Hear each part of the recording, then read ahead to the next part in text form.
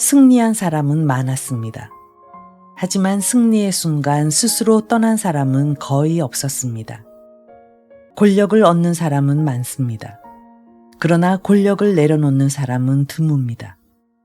동서양 인물 열전, 역사적 한순간의 세 번째 주인공은 천하를 얻은 순간 그 모든 것을 버렸던 범녀입니다. 범녀는 성공보다 더 어려운 것을 선택했습니다.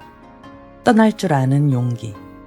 어쩌면 그것이 그를 중국 역사상 가장 지혜로운 사람 가운데 한 사람으로 만든 이유였는지도 모릅니다. 그래서 범녀라는 이름은 삼국지나 초안지의 인물들보다 다소 생소할 수는 있지만 역사나 고전에 관심 있는 사람들에게 범녀는 동양 역사상 가장 완벽한 인물, 처세와 재물의 신으로 인식되는 것입니다. 범녀, 천하를 얻은 날 그는 모든 것을 버렸다. 기원전 473년, 중국 남쪽의 한 나라가 마침내 오랜 원한을 갚았습니다. 수십 년 동안 천하를 호령하던 강국 오나라가 무너졌고 승리의 함성이 올나라 온 땅에 울려 퍼졌습니다. 왕은 기뻐했고 백성들은 환호했습니다. 장수들은 공을 다투었고 신하들은 새로운 시대를 축하했습니다. 20년에 걸친 처절한 복수극이 끝난 밤, 왕은 자신을 영웅으로 만든 최고의 공신에게 나라의 절반을 주겠다고 약속했습니다. 하지만 그 화려한 승전가 소리가 온 궁궐을 뒤흔들 때 모든 사람들이 가장 영광스러운 순간이라고 생각했던 바로 그날, 한 사람은 조용히 짐을 꾸리고 있었습니다. 그는 승리의 축하연회도 참석하지 않았습니다. 새로운 벼슬도 거절했습니다. 그는 왕궁을 한번 돌아본 뒤 작은 배에 몸을 실었습니다. 강가에서는 모두가 축하연을 벌이고 있지만 그는 아무 말 없이 강을 내려갑니다. 배는 강물을 따라 천천히 멀어져 갔습니다. 멀어지는 왕궁, 그리고 그의 독백. 천하는 얻었으나 이제 떠날 때다. 그는 뒤를 돌아보지 않았습니다. 그의 이름은 범녀. 춘추전국 시대 오나라를 멸망시키고 올나라를 천하의 패자로 만든 기적의 지략가였습니다. 성공의 최정점에서 모든 부와 권력을 미련 없이 버리고 작은 배 한 척에 몸을 실은 채 안개 속으로 사라진 남자. 오늘 동서양 인물 열전 역사적 한순간에서는 역사상 가장 완벽한 마침표를 찍고 자신의 운명을 새로 쓴 인물, 범녀의 그 쓸쓸하고도 위대한 밤으로 들어가 봅니다. 오늘 우리가 만나볼 역사적 한순간은 전쟁에서 이긴 순간이 아닙니다. 최고의 권력자가 된 순간도 아닙니다. 천하를 얻은 뒤 스스로 모든 것을 버리고 떠난 한 사람의 이야기입니다. 춘추시대의 중국은 끝없는 경쟁의 시대였습니다. 수많은 나라들이 살아남기 위해 싸웠고 오늘의 동맹은 내일의 적이 되곤 했습니다. 그 가운데 남쪽에는 작은 나라 하나가 있었습니다. 바로 올나라였습니다. 올나라는 강국이 아니었습니다. 북쪽의 강대한 나라들에 비하면 변방에 가까웠고 문화와 군사력에서도 뒤처진다고 여겨졌습니다. 하지만 이 작은 나라에는 두 사람이 있었습니다. 왕 구천, 그리고 그의 곁을 지키던 책사 범녀. 두 사람은 같은 꿈을 품고 있었습니다. 나라를 강하게 만드는 것. 그러나 운명은 그들에게 가장 혹독한 시련부터 안겨주었습니다. 올나라는 오나라와의 전쟁에서 참패합니다. 구천은 포로가 되었고 왕비와 함께 오나라로 끌려갑니다. 왕이 포로가 된다는 것은 나라가 사실상 무너졌다는 뜻이었습니다.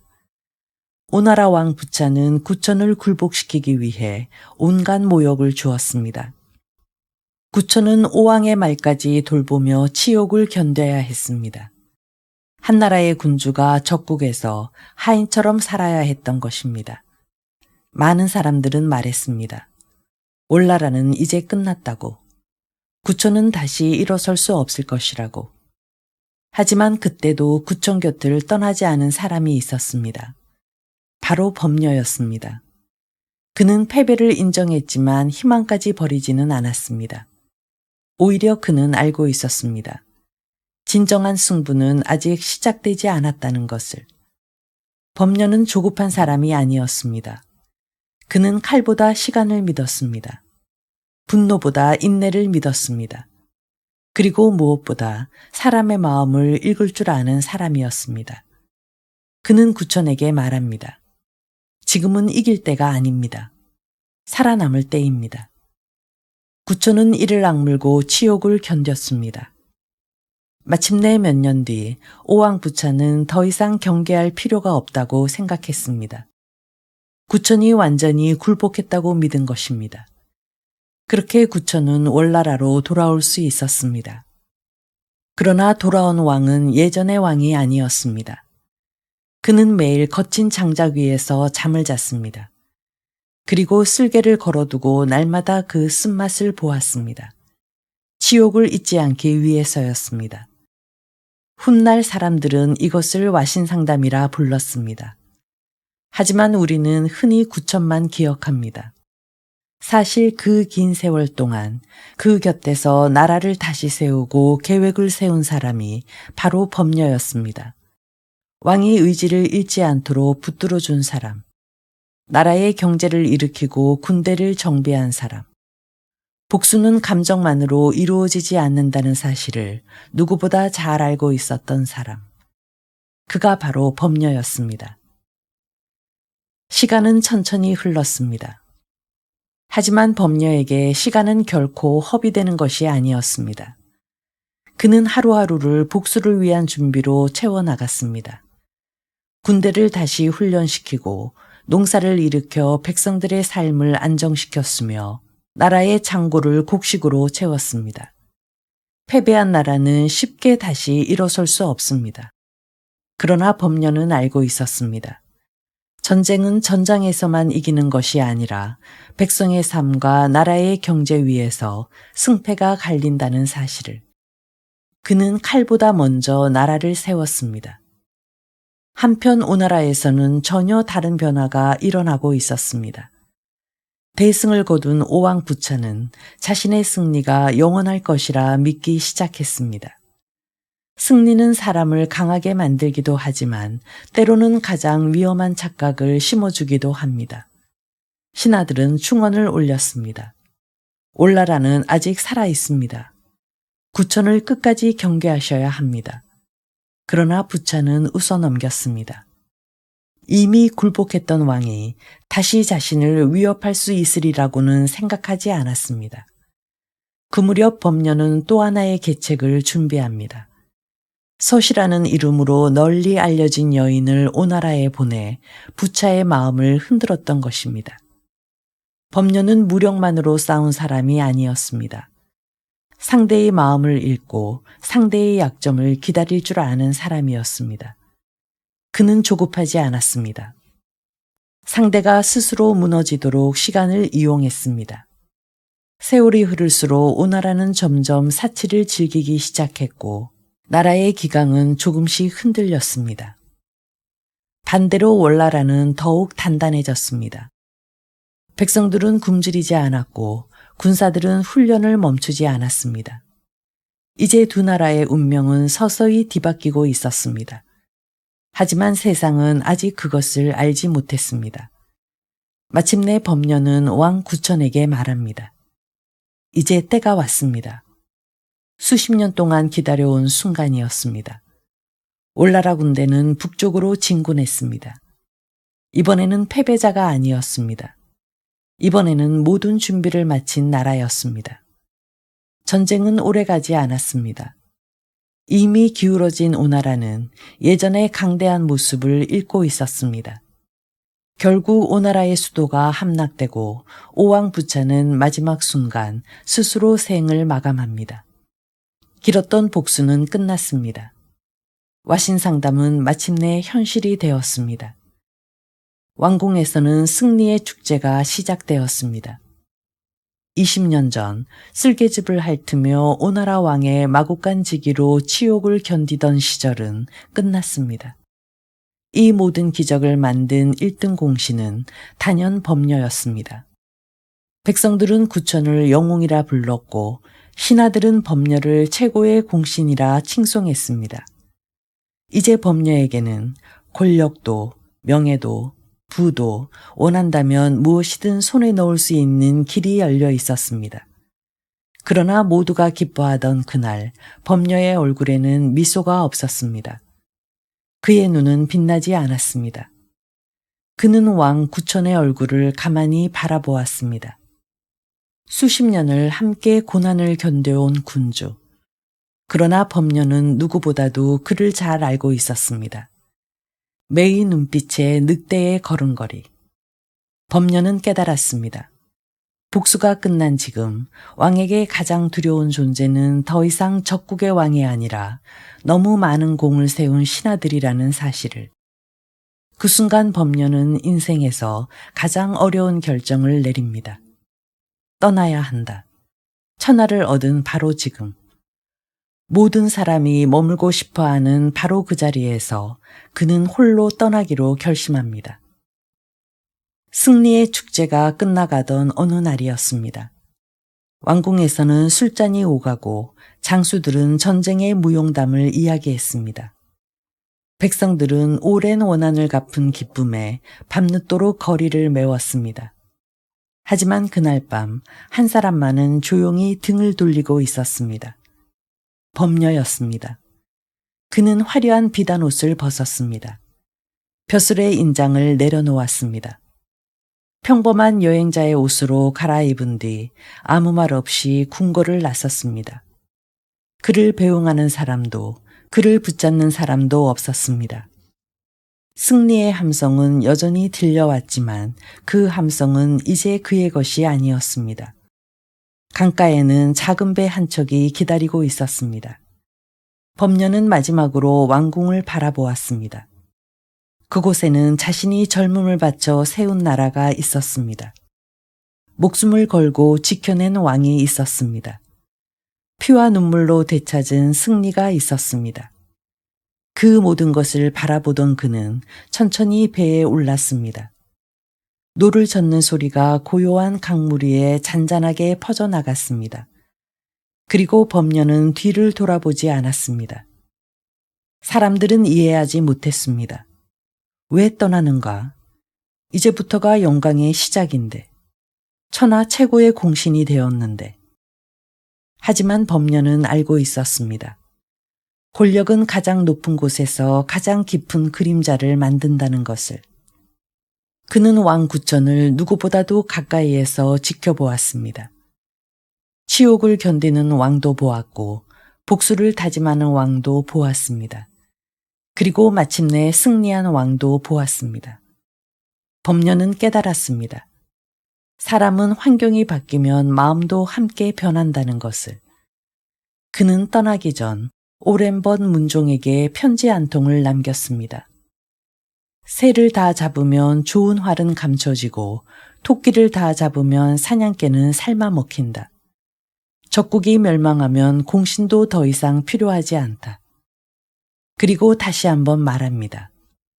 구천은 함께 고난은 견딜 수 있으나 함께 영화를 누릴 수 없는 사람이다. 범녀는 문종에게도 함께 떠나자고 권했습니다. 그러나 문종은 왕을 떠날 수 없었습니다. 평생 함께한 군주를 믿었습니다. 세월이 흘렀습니다. 구천은 천하의 패자가 되었습니다. 하지만 범녀가 예견했던 일도 하나씩 현실이 되기 시작했습니다. 왕은 조금씩 공신들을 의심하기 시작했습니다. 권력은 불안을 낳았고 불안은 의심을 낳았습니다. 마침내 문종은 죄를 뒤집어 쓴 채 스스로 목숨을 끊으라는 명을 받습니다. 죽음을 앞둔 문종은 비로소 범녀의 말을 떠올렸습니다. 그는 이미 모든 것을 알고 있었던 것입니다. 한 사람은 권력을 붙잡았습니다. 그리고 죽었습니다. 한 사람은 권력을 내려놓았습니다. 그리고 살아남았습니다. 이 두 사람의 운명은 역사가 우리에게 남긴 가장 깊은 대비였습니다. 범녀가 떠난 것은 두려워서가 아니었습니다. 그는 이미 모든 것을 얻은 사람이었습니다. 그래서 더 이상 얻을 것이 없었습니다. 오히려 그는 알았습니다. 가장 위험한 순간은 실패했을 때가 아니라 모든 것을 이루었을 때라는 사실을. 바로 이 장면이 범녀의 역사적 한순간인 것입니다.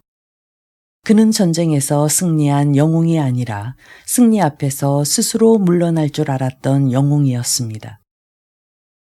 범녀는 월나라를 떠난 뒤 더 이상 범녀라는 이름으로 살지 않았습니다.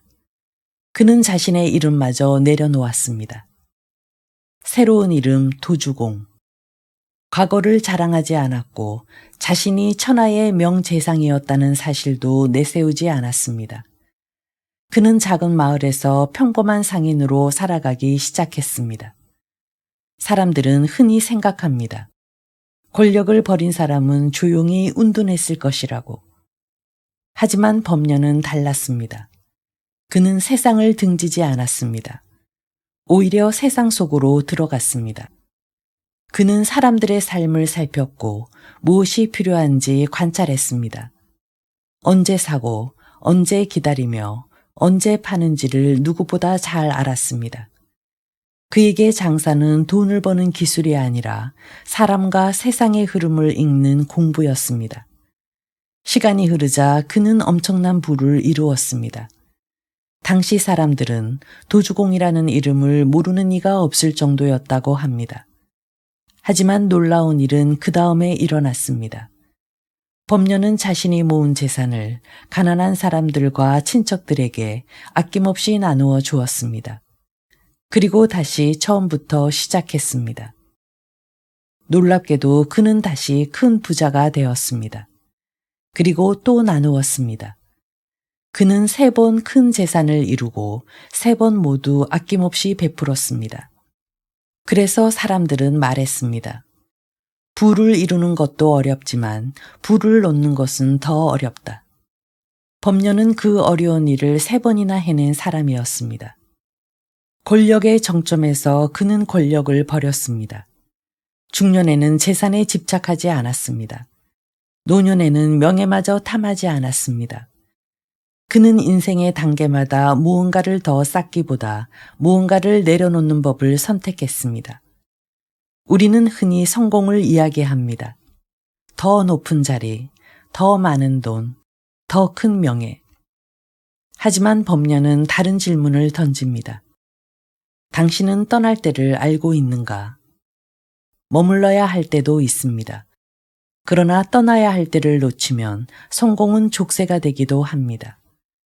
권력에 매달리면 권력이 사람을 삼키고 돈에 매달리면 돈이 사람을 지배합니다.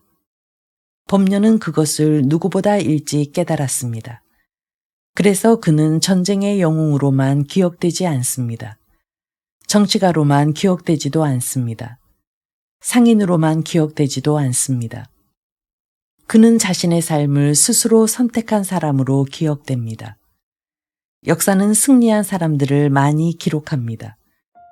그러나 가장 빛나는 사람은 승리 앞에서도 욕심을 절제할 줄 알았던 사람인지도 모릅니다. 범녀는 천하를 얻을 기회를 버렸습니다. 대신 누구에게도 쫓기지 않는 자유를 얻었습니다. 그리고 그것이 2500년이 지난 오늘까지도 우리가 그의 이름을 기억하는 이유일 것입니다.